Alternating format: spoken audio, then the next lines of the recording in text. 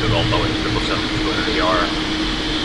So here we are at the Santos Dumont Airport in Rio de Janeiro, and this is going to be an interesting challenge. First of all, let's go over the weather.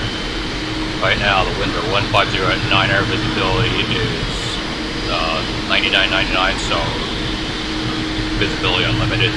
Sky conditions, deep clouds 8,000, scattered 5,000, broken 10,000, temperatures 2.20,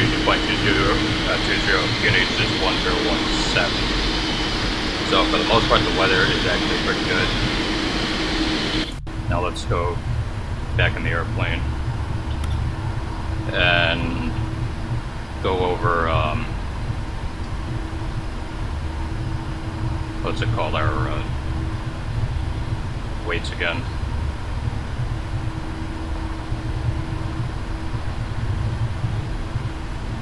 So we've got a total of 263 passengers on board, plus their bags, plus 16,000 pounds of extra cargo, plus 40,000 pounds of fuel. So that's going to put us at a current weight of 435,770 pounds. So here we are, and one interesting thing about this particular airport is you can see the runway is quite short. In fact, if we go out here, see the end of the runway is over there, the start of it is over there. And aside from the short runway being challenging, what makes it even more challenging is the fact that you've got Sugarloaf Mountain over there. Not only is the mountain over there, you also got that cable car over there, so you really don't want to fly into the cable cars because, well, it's not going to make for a very good day. So let's have a go at this, shall we?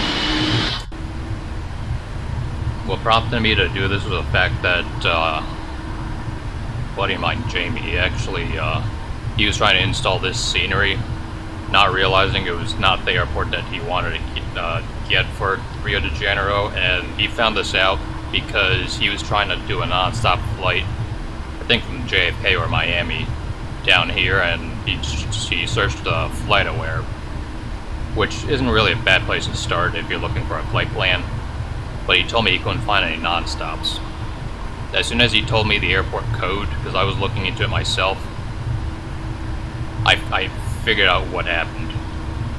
He had bought the scenery for this airport rather than the other airport, and he was going to fly the 777 here. When I was on FlightAware, I typed in the airport code for Miami, and I typed in the airport code for the other airport. He told me that wasn't right, and sure enough, I found non-stops. Then he told me the airport code for this airport. I typed it in. Yeah, I immediately knew why. I told him there was no way he could fly a 777 here non-stop. He asked me why, so I loaded up the simulator and showed him. He saw how short the runway was. He was like, oh. And then we were on YouTube, and I don't know how this happened. Oh, you know what? I think it's because I was trying to find a video of a landing at this airport of a 737, and one result popped up that basically said, I think it was the one that was going on about why this airport should be closed. No, that was a different video. There was a video that popped up that someone was trying to land in the 777, and he ended up overrunning the runway. Now, having watched that video, it was pretty clear the guy who was flying did not know what he was doing. So, we're going to show you the correct way to do this, and hopefully not go off the end of the runway. This dude that was flying the other flight basically touched down halfway down the runway, which you can't do because that's how you overrun the runway. So, let me show you the real way to do this.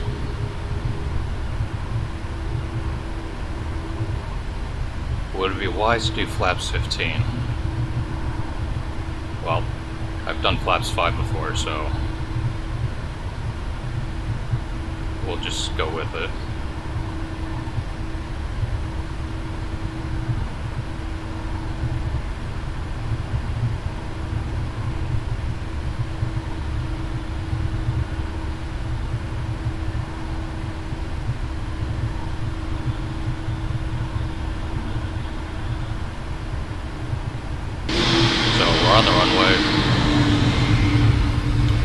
difference, there's the end of the runway. It's about a little over 4,000 feet long.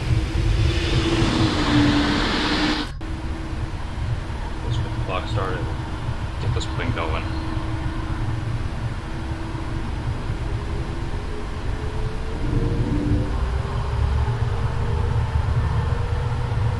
Stabilized. Try to get the engine's max thrust. Yeah, that's good enough.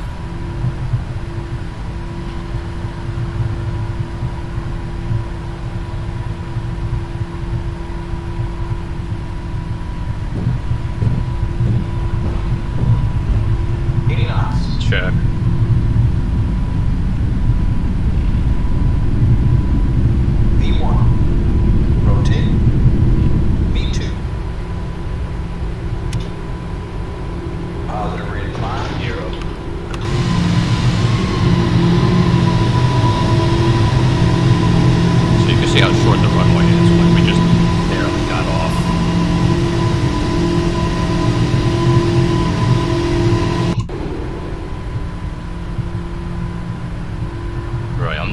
This right turn. I know that's for the missed approach, so I'm just gonna kind of get close to the cable car to see what it is we're dealing with.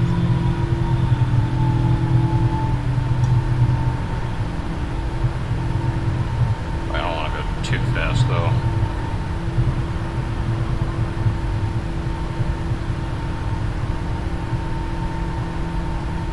I also did not use the EFB to calculate the performance because with the runway being that short, it wasn't going to do it. So basically it was a case of hope for the best.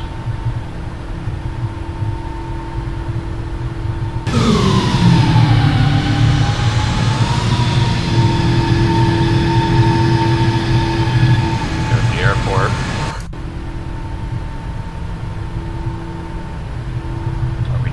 Past 6,000.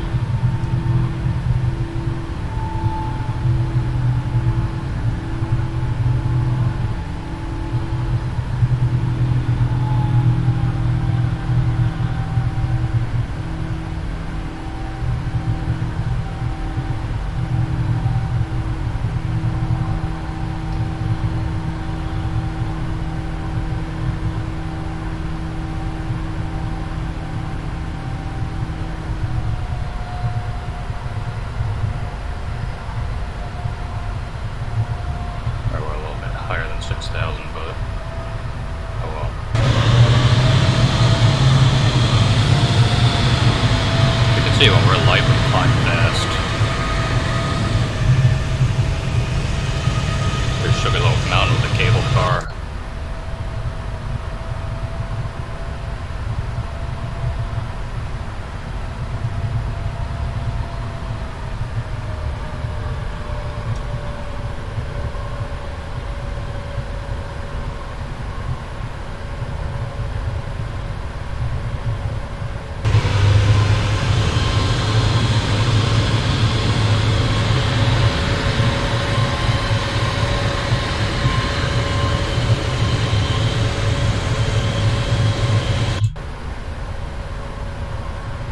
Now we're going to 7,000, which is not what we want to do.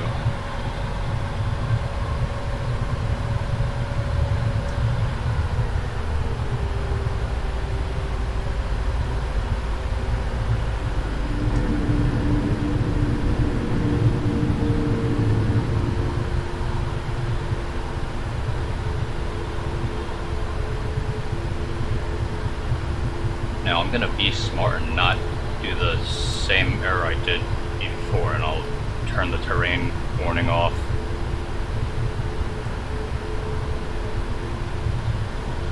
Because otherwise that thing's going to be screaming at me like it did before.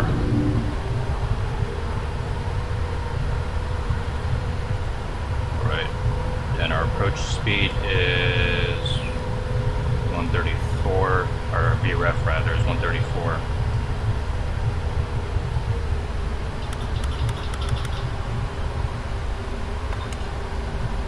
We'll do auto brakes max. Whether we actually need to is a different story, but we'll do it anyway.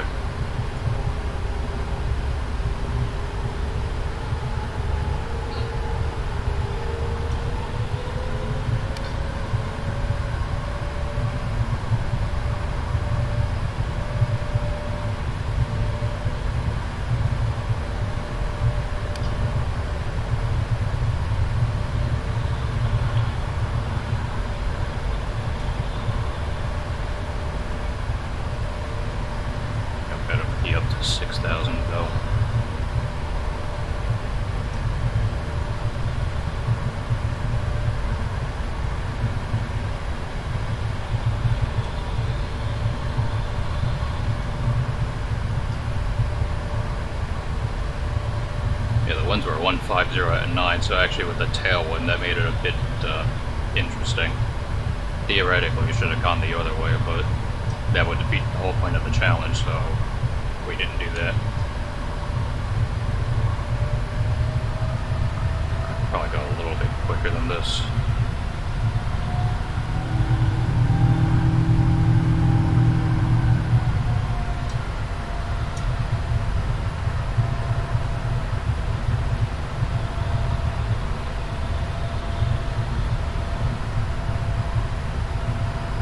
As I mentioned in the previous video, I don't fly the Boeing 777-200ER that much. In fact, it's only recently that I started really getting into it. I primarily fly the Boeing 747-400, so this will actually be interesting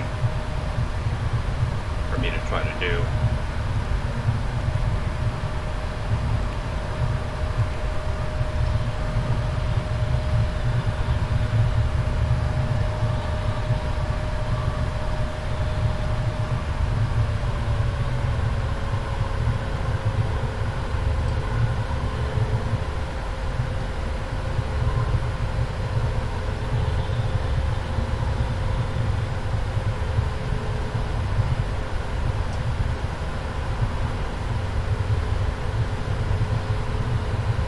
Just realizing I don't even have the flight director on. In fact, I didn't even turn it on the previous flight either, so I was basically just completely eyeballing it and winging it.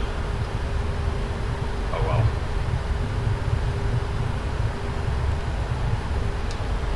Just fix that up a little bit, hope to get a cleaner path.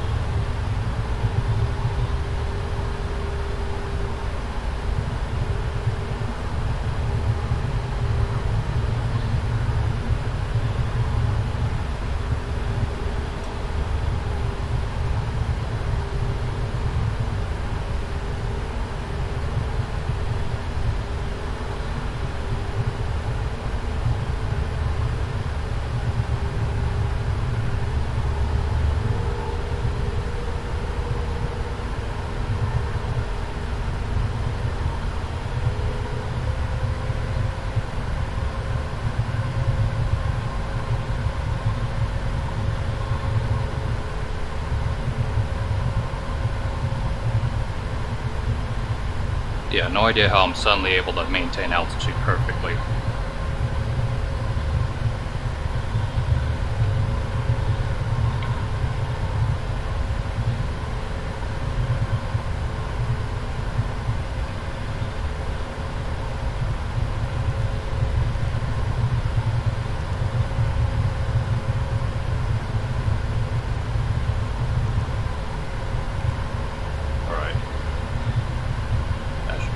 Bit.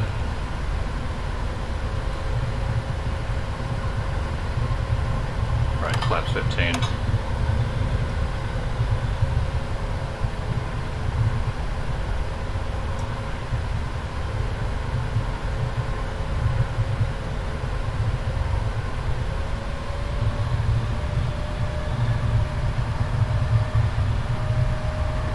I should note that I'm not a professional pilot, I only do this in my free time. I drive a truck for a living, so...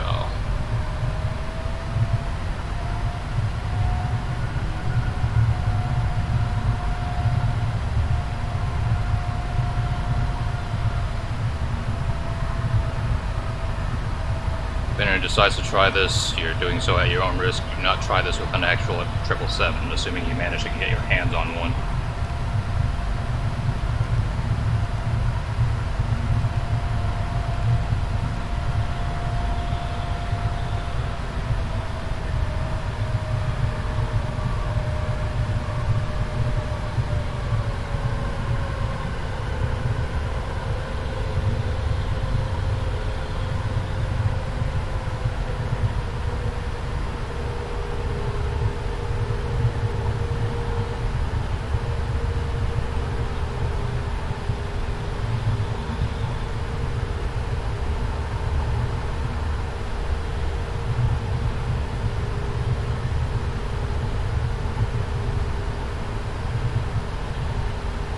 I think the dude that did this in the YouTube video I was watching was doing this with clear weather. I don't believe he was using any kind of weather. I could be wrong.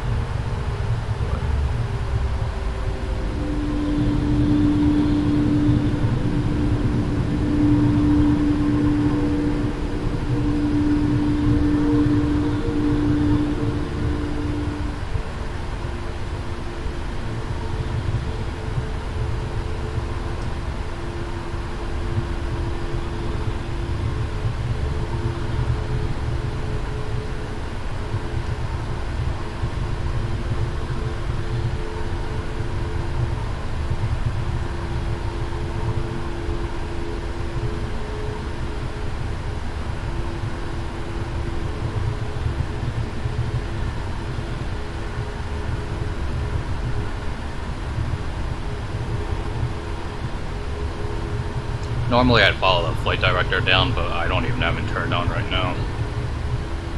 You can see for yourself that magenta colored crosshair is not even there.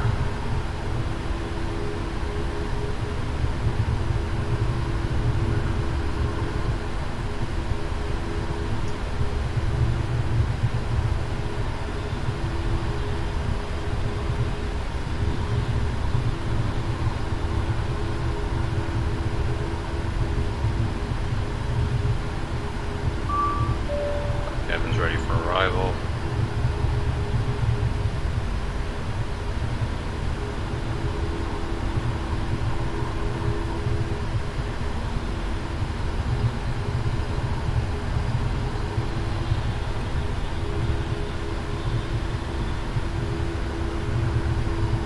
Flaps 20.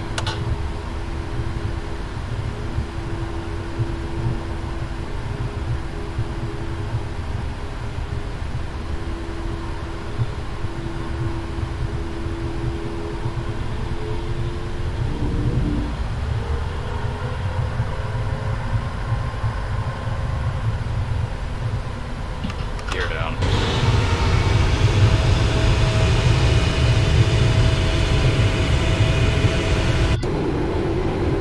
Well, I will say this weather's going to make this approach a little interesting.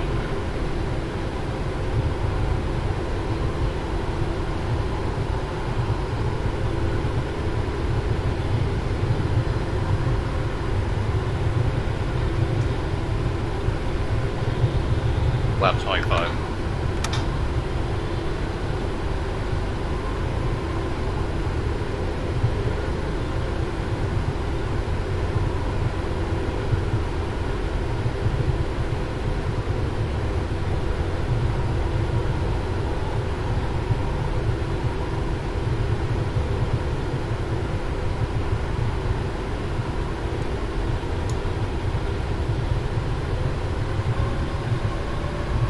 Laps 30.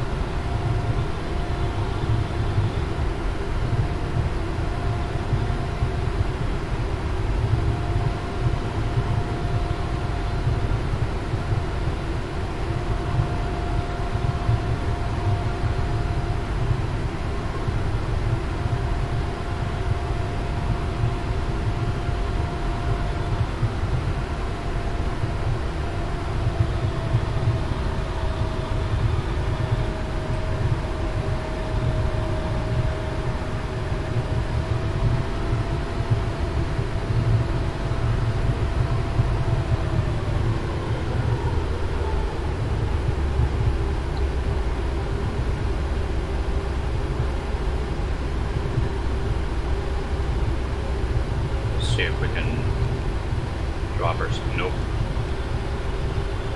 So the VREF went down by 1 knot. It would have taken it because we have some very tight margins here. Our final approach speed is 139, and going around the curve, the max speed according to the chart's 140.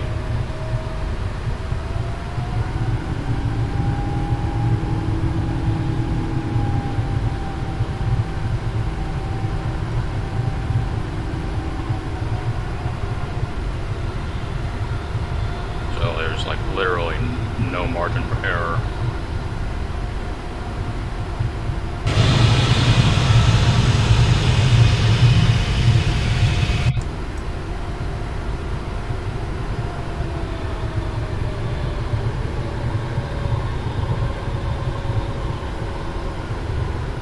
This first turn here to the right, our max speed is 160, but when we make the left, it's going to be 140.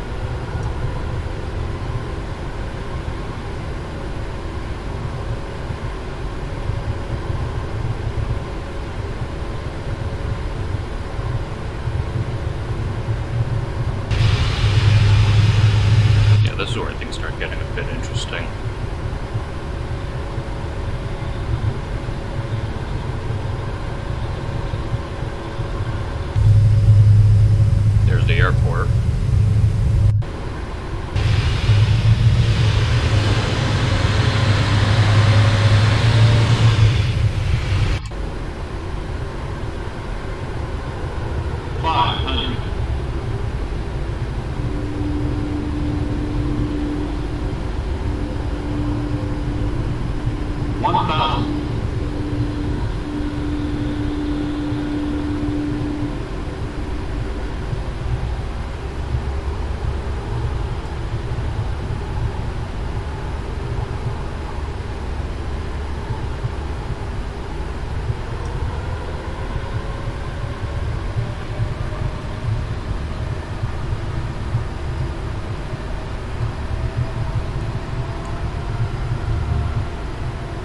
Cable car.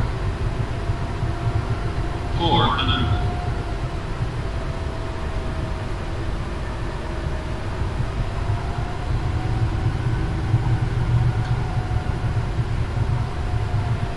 Oh, I turned a little too sharp.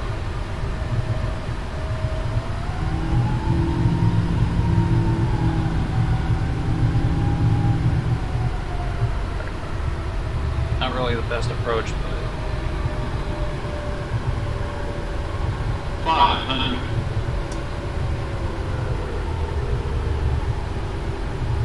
400.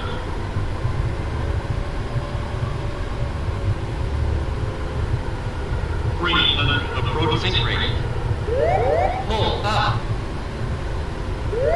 Pull up. Sync rate. 50, 40, 30, 20, 10.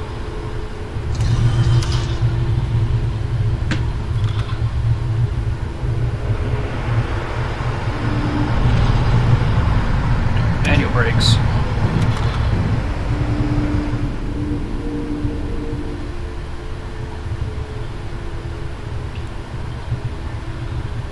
Oh, we made it. Use that much runway.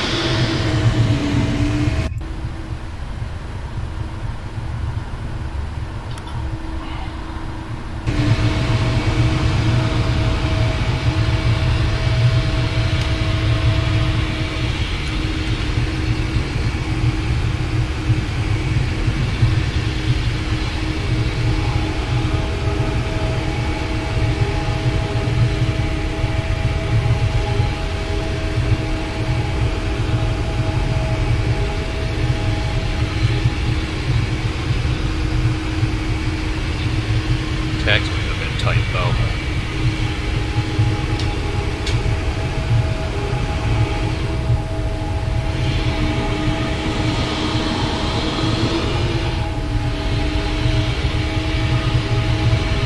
So you see, it's definitely possible to land a Boeing 777-200ER at the Santos Dumont Airport in Rio de Janeiro. If you don't do something stupid like touchdown halfway down the runway. We hope you enjoyed this challenge, and if you want to see more, do let me know. I don't really know what other airports I have available. That'll be challenging though, because I only fly to airports that have got add-on scenery. I just don't like the default scenery, and the default scenery is just crap. So I don't want to fly to something where I only have default scenery. But if you have any other ideas, let me know. Until then, we hope you enjoyed this flight. Thanks for flying with us, and we hope to see you soon. Good night.